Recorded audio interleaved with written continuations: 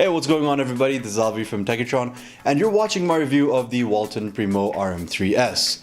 This device costs 14,490 taka. The specifications of it are in the description below, along with our social media handles. Definitely check those out. And before I continue, I know I've been away for a while, but don't worry, I'm back. And like, share, and subscribe if you enjoy our content. Let's start off with the design because this really is the main highlight of the smartphone. It looks quite stylish and has a nice thin build. It's actually made mostly of metal, which means it feels good and strong and sturdy in the hand, and there are two pieces of plastic on the back side, which I presume are there for better antenna reception, which again is good for us. The buttons are nice and clicky, and there's also a front-facing fingerprint scanner, which is a bit slow, but I think it's got to do more with the transition animation being slow rather than the actual sensor being slow. The speaker also gets adequately loud. I prefer having to cup the speaker so that the volume gets amplified, but in most situations it fares just enough fine. The screen is a 5.2-inch IPS display with a 720p resolution and 2.5D glass.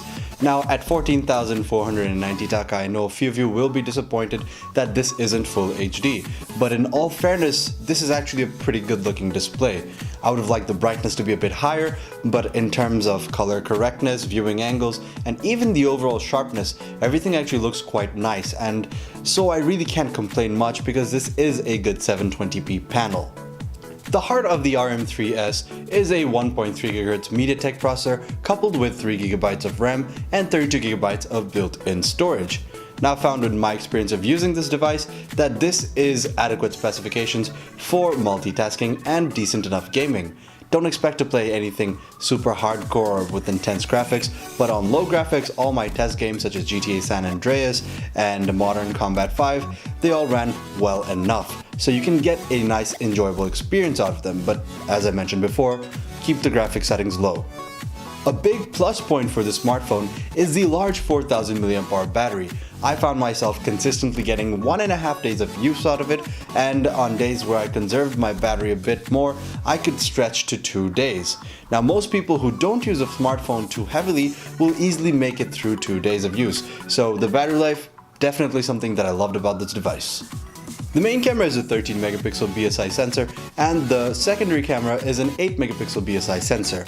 Now, before I talk about the image quality itself, I want to talk about the software because that's where I have my main gripe with this camera. See, the camera interface is very basic. You don't get any special manual modes or night modes or whatever else we found on some previous Walton smartphones. But aside from that, I found the camera software is also a bit slow. The shutter is sometimes slow, and if you're not careful, you could get some blurry photos. But with that out of the way, let's actually talk about image quality. In daylight situations, and especially the fantastic cloudy situations we've been having for a few days, the camera does a very good job. Most colors are captured nicely, there's a nice bit of depth of field, but it does struggle to capture the color red. As you can see in this photo, looks much more pinkish than it should. Aside from that, the camera doesn't do much well in low light, but what do you expect at this price point?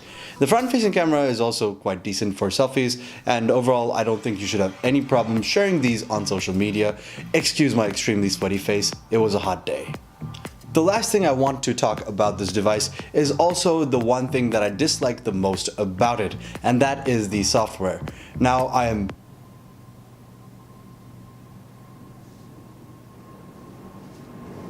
videos might be coming late, but that's classic airplane. So we have Android 7.0 Nougat, but that's besides the point. Everything about this device is stock Android except for the launcher on top. This launcher is very slow and stuttery. You can see the lag, it just feels bad. And I don't know why it's here, but it's a very easy fix. Go to the Play Store, download something like Nova Launcher, and you're absolutely perfect, you're good to go. It isn't a big deal, but I just find it strange that Walton put this particular skin on top, whereas the ones we've seen in previous phones were much better. The Walton Primo RM3S is a smartphone that is mainly using the style points to grab your attention. It costs 14,490 taka, and right now I'm going to tell you what I like and what I don't like about the device.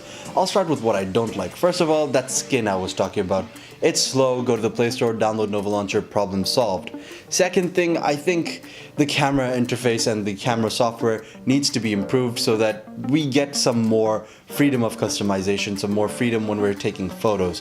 And lastly, I would have to say that the display could have been a slight bit better. I mean, 720p, it's a good panel, but I would have liked to seen a 1080p panel.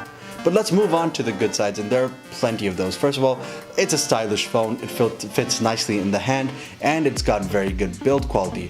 But in my opinion, the best thing about the device is that massive battery, which is going to get you through 1.5 and 2 days of use on a consistent basis. The cameras themselves actually produce some good enough quality photos, although some people may be expecting something much more. I think it's just fine, and if you've got the right hands, if you got the right moment, you can take some very nice photos out of this. So thank you for watching, everyone. I hope this review was insightful and gave you a bit of what you wanted to know about this device. If you enjoyed it, you know what to do. Give us a like, subscribe, share this video, and if you didn't like it, well, let me know in the comments below and I'll come back to you. Thanks you for watching. This has been Alvi from Techitron, and I will see you in another one.